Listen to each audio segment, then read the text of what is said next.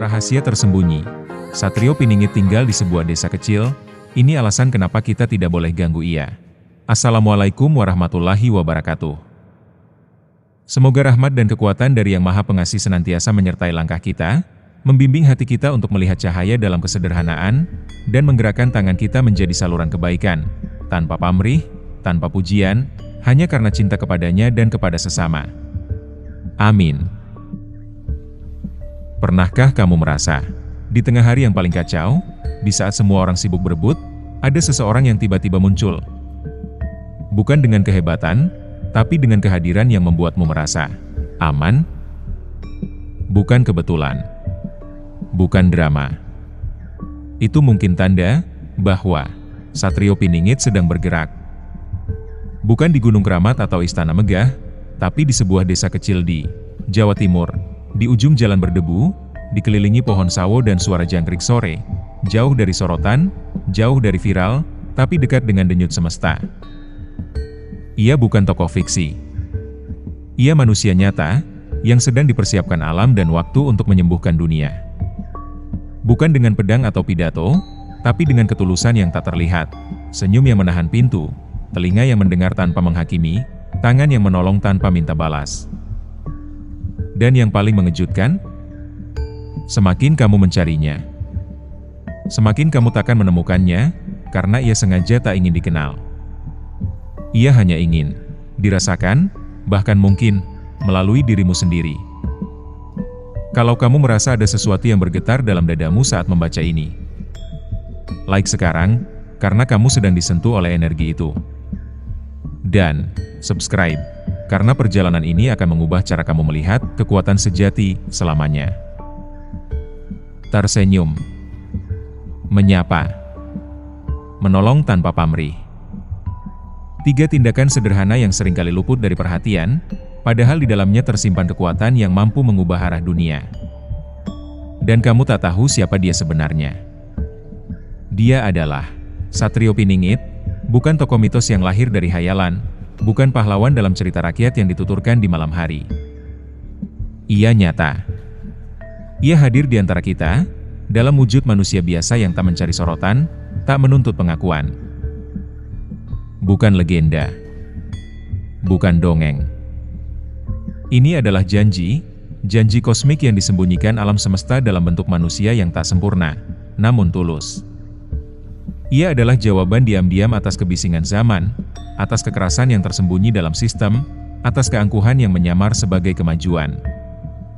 Ramalan kuno menyebutnya, penyeimbang dunia di tengah kekacauan.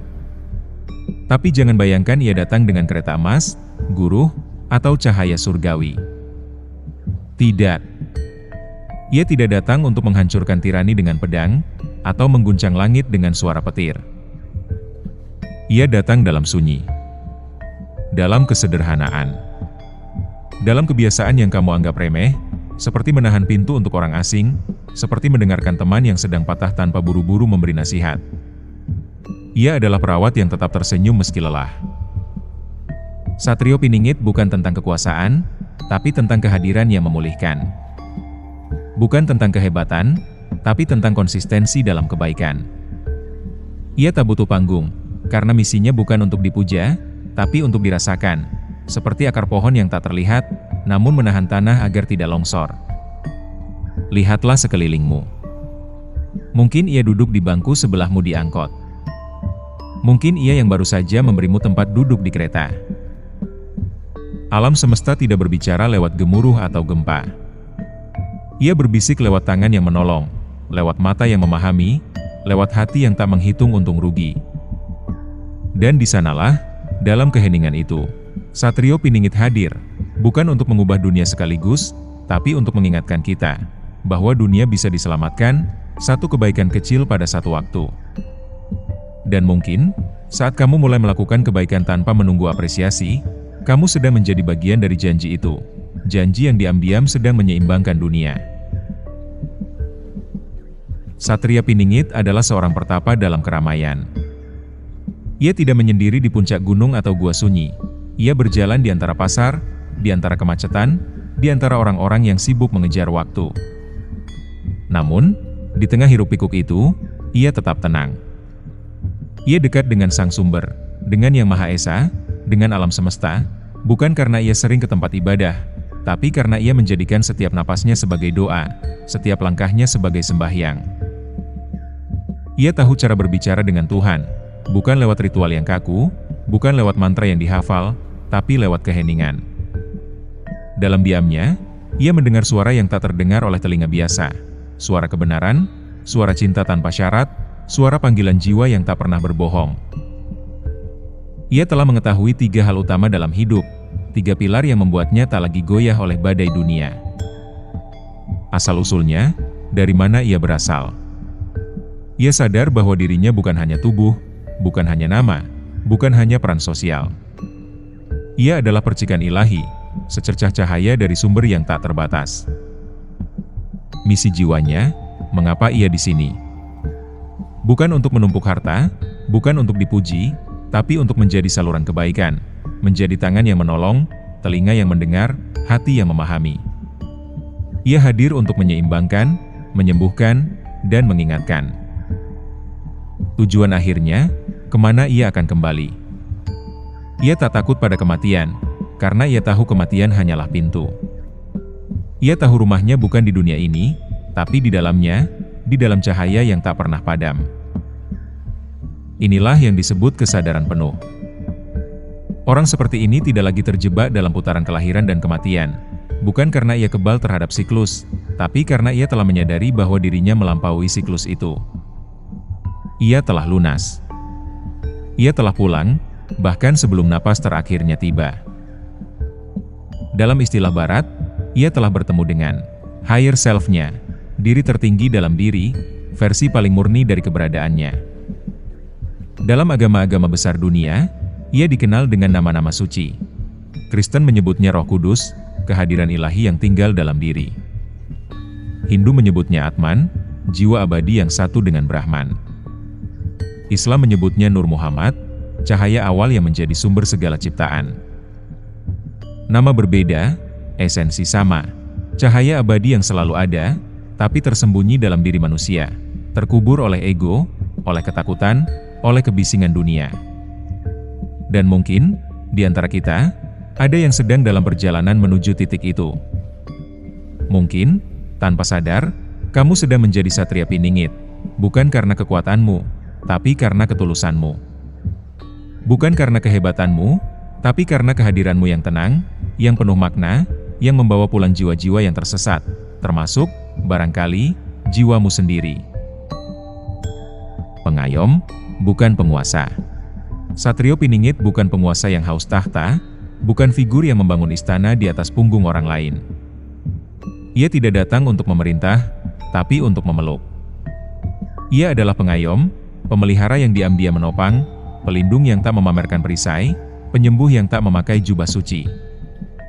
Kehadirannya bukan untuk mengubahmu menjadi pengikut, tapi untuk mengingatkanmu bahwa kamu sudah utuh sejak awal. Untuk bisa mengayomi, seseorang harus memiliki kekayaan, bukan kekayaan yang diukur dengan angka, tapi dengan kedalaman jiwa. Kaya hati, ia penuh empati, mampu merasakan luka tanpa perlu ditunjukkan, mampu mendengar jerit yang tak bersuara.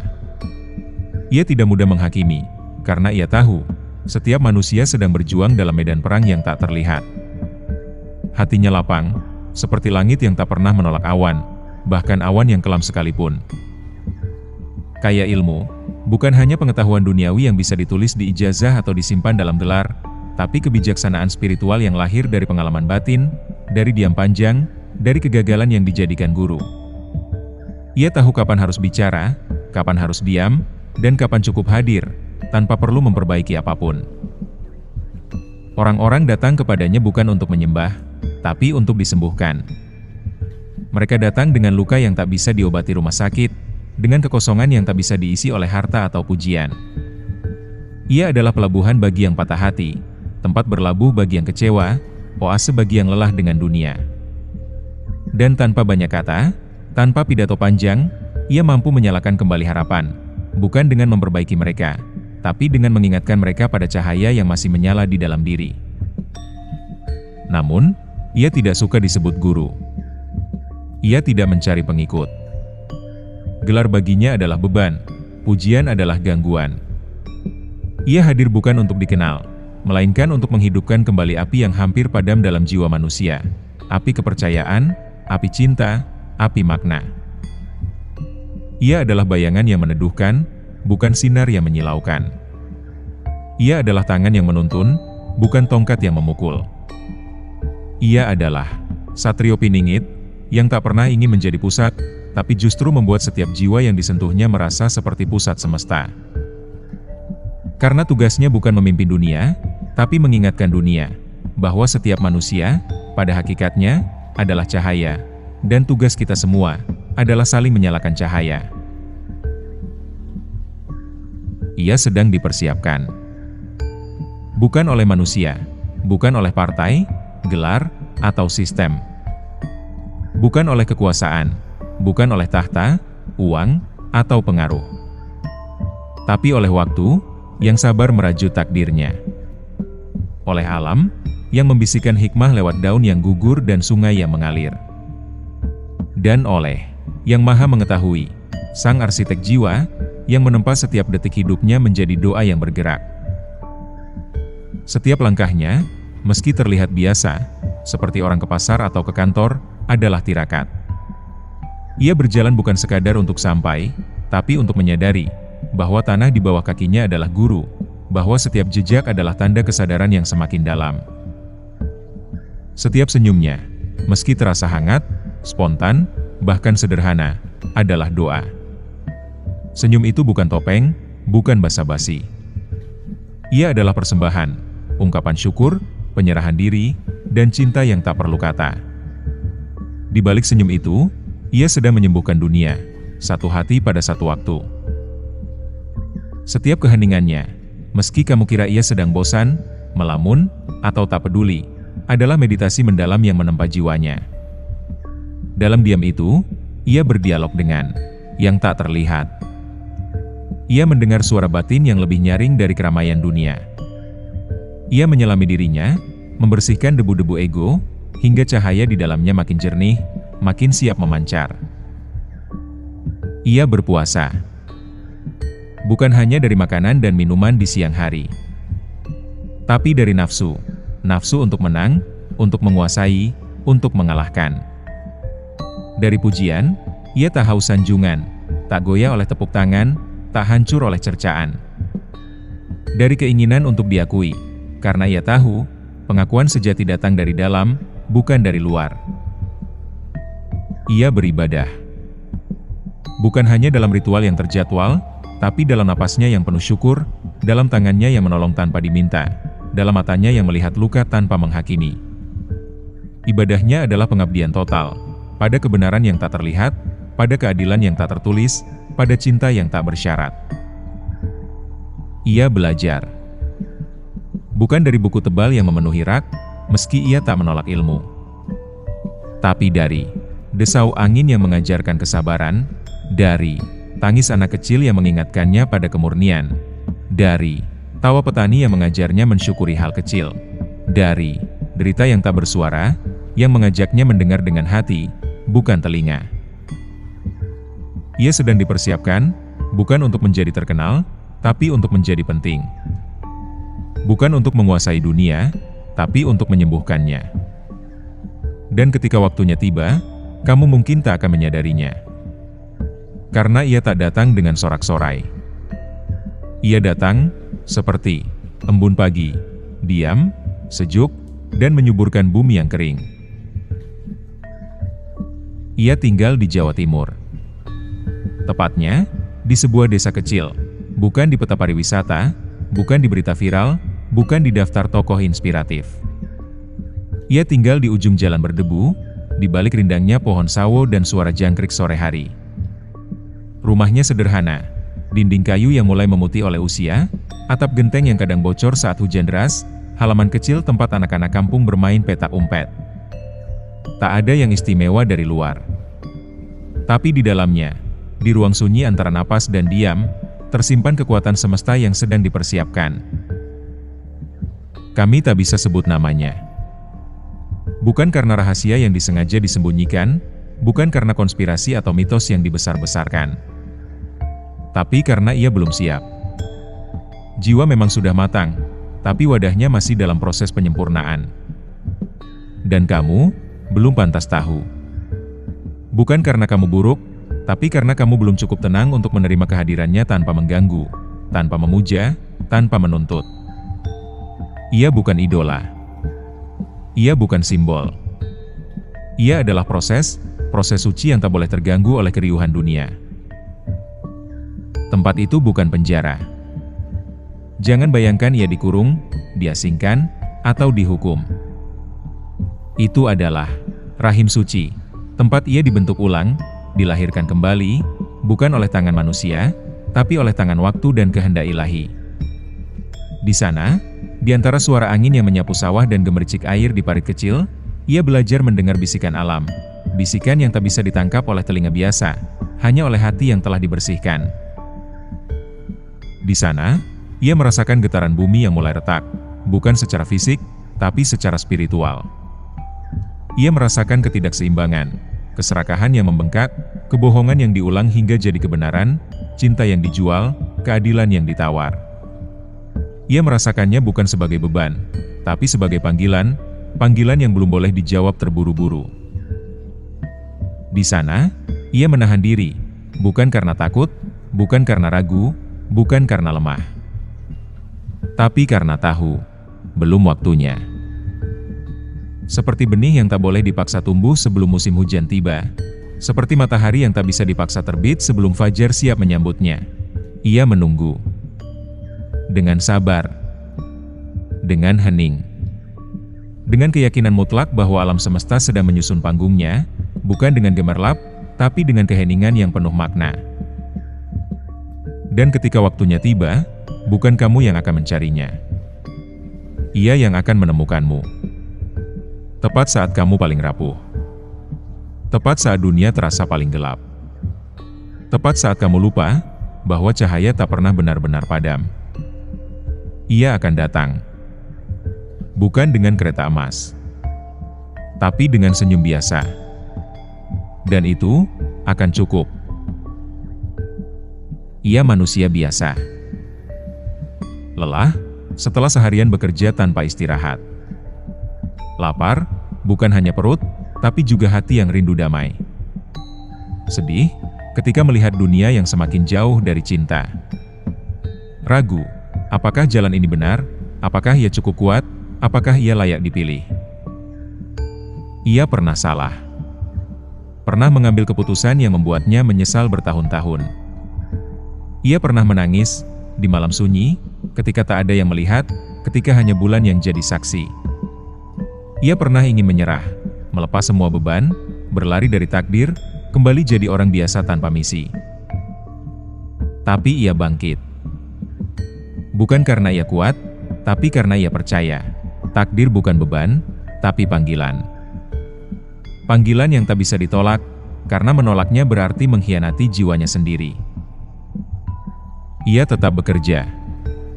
Menyapu halaman dengan tenang. Menanam padi atau cabai di pekarangan. Berbicara dengan tetangga tentang cuaca, harga beras, atau kucing yang baru melahirkan. Ia tak menarik diri dari dunia, ia menyatu dengannya, tanpa terjebak di dalamnya.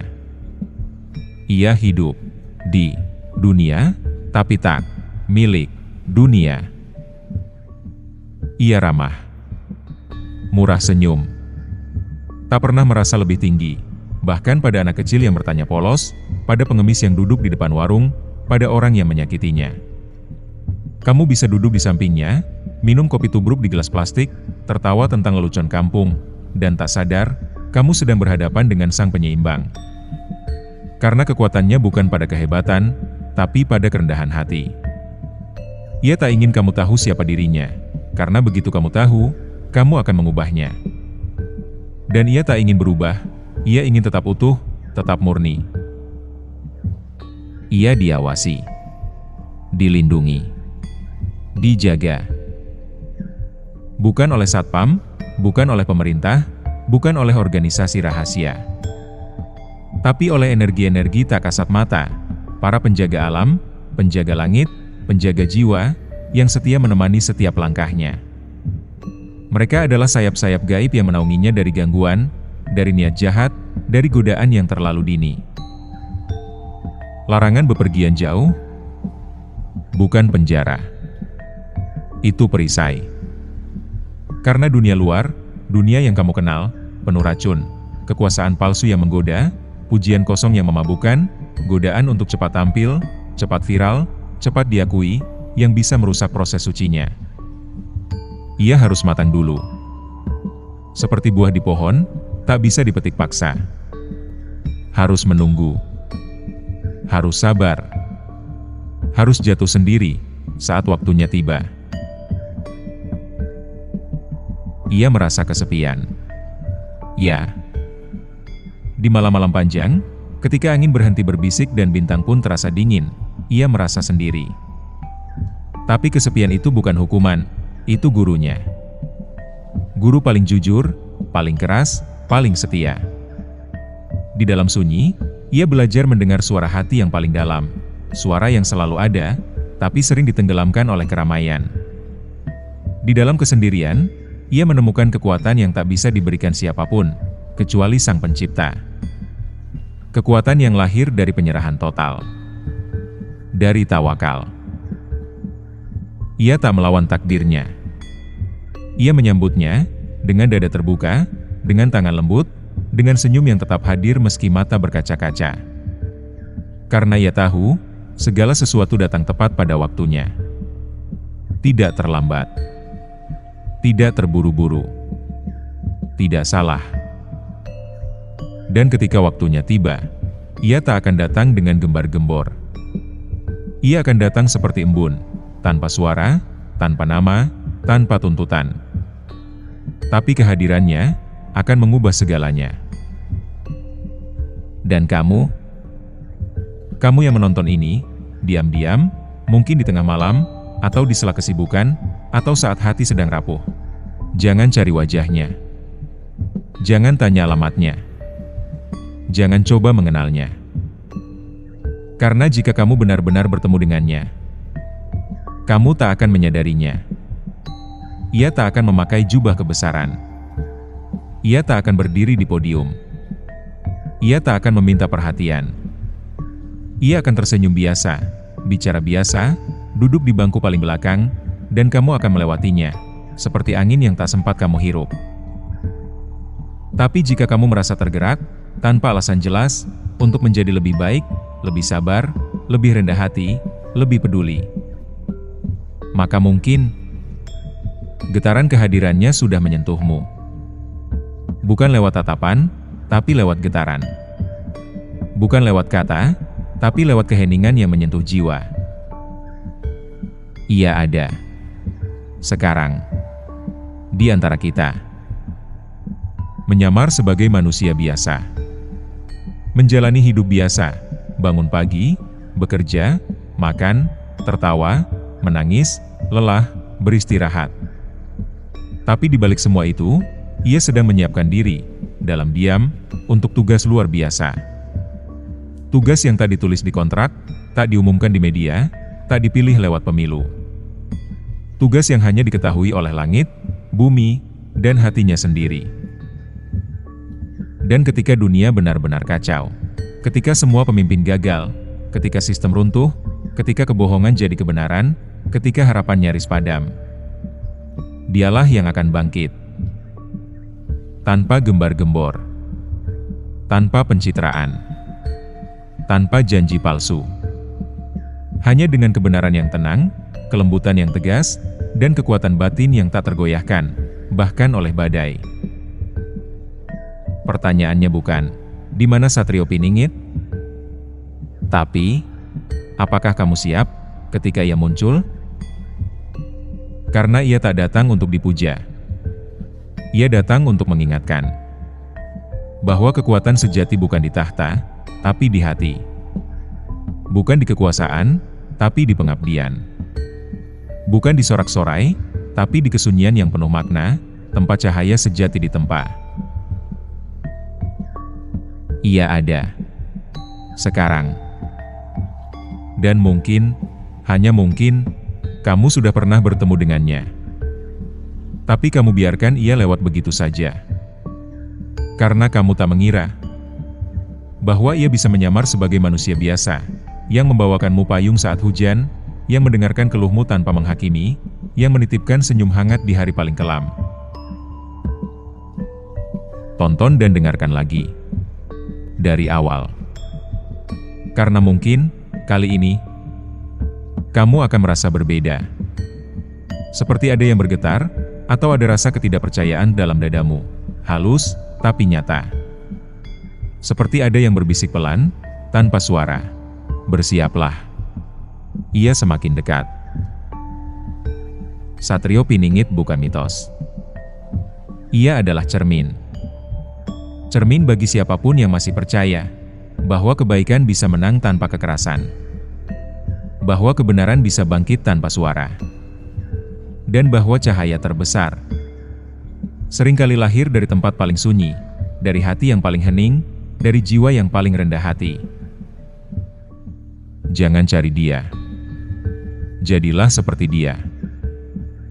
Karena mungkin itulah cara terbaik menyambut kedatangannya. Bukan dengan menunggu, tapi dengan meniru. Bukan dengan mencari, tapi dengan menjadi. Dan ingatlah selalu, ia bukan penguasa. Ia adalah pengayom. Ia tak ingin tahta. Ia ingin menyembuhkan. Ia tak butuh pengikut. Ia butuh jiwa-jiwa yang terbangun, yang sadar, yang pulih, yang kembali ke pusat cahayanya sendiri. Ketika kamu datang padanya dengan luka, ia tak akan memberimu jawaban. Ia akan membuatmu menemukan jawabanmu sendiri, dengan diam, dengan kehadiran, dengan getaran jiwa yang menyentuh jiwamu. Karena tugasnya bukan memerintah, tapi menghidupkan kembali cahaya dalam dirimu. Dan ketika cahaya itu menyala, maka dunia pun mulai pulih. Satu jiwa, satu hati, satu senyum tulus pada satu waktu. Bacalah sekali lagi.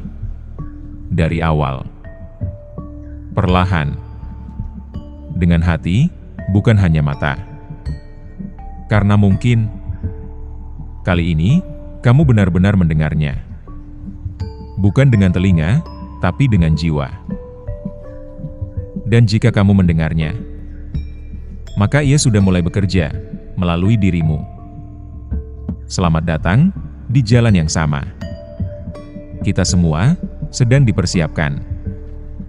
Bukan untuk menjadi dia, tapi untuk menjadi diri sejati, yang juga, pada hakikatnya, adalah bagian dari cahaya yang sama.